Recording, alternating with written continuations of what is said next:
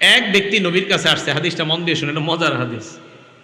আসার পর আল্লাহ রসুলকে বললেন, ইয়া রাসূলুল্লাহ ইযানলি ফিজ জিনা, হুজুর আমারে জিনা করার অনুমতি দেন। নাউজুবিল্লাহ বলেন। কি করার অনুমতি চাইছে? জিনা করার। এবার আশেপাশে সাহাবায়ে কেরাম তো আপনার কি রে, ওই কি আর কথা খুঁজে পায় নাই নবীজিরে কওয়ার। জাজারুহু অকলু মাহ মাহ, সবাই বলছে এই এই আরে থাম থাম, আমরা এরকম বলি না, এই থাম থাম, এই কি কও নবীজির এগুলা, এই তুমি কোথায় কি কও? নবীজির আয়েশা কইতাছে, হুজুর আমারে জিনা করার অনুমতি দেন। সাহাবারা থামাইছে, এই থামো। আল্লাহ নবী কত বড় দয়ার নবী, আল্লাহ রাসূল কয় উদনুহু, তাকে আমার কাছে আসতে দাও, আসতে দাও।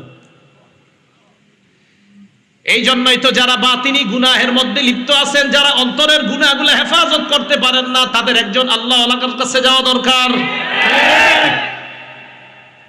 আল্লাহ নবী বললেন উদনুহু, আমার কাছে তাকে আনো। ফাদানাহু করিবাম মিনহু, আল্লাহ রাসূলের কাছে তাকে নিয়ে যায়।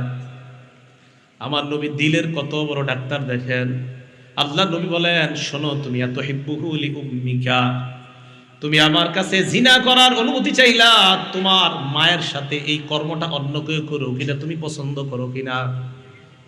ওই ব্যক্তি জবাব দেয়, লা জাআলানি আল্লাহু ফাদাকা ইয়া রাসূলুল্লাহ, আল্লাহর কসম আমার মায়ের সাথে কেউ ব্যভিচার করবে এটা আমি কোশ্চিনকালেও পছন্দ করি না।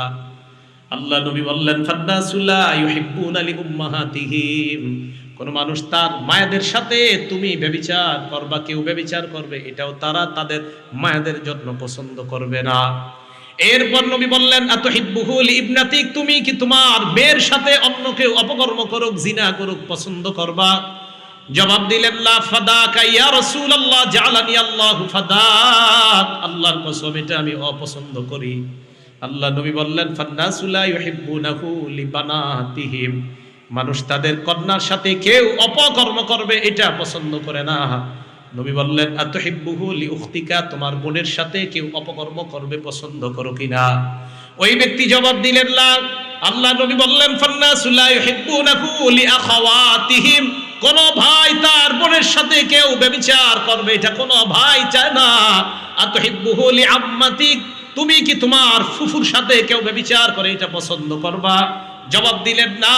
আল্লাহ নবী বললেন, ফান্নাসু লা ইউহিব্বুনাহু লি আম্মাতিহিম, মানুষ তাদের ফুফুর সাথে কেউ অপকর্ম করবে এটা কখনোই পছন্দ করে না।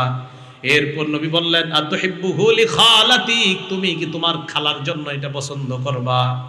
ওই ব্যক্তি জবাব দিলেন, লা ইয়া রাসূলুল্লাহ, খালার জন্য এটা পছন্দ করব না। নবী বললেন,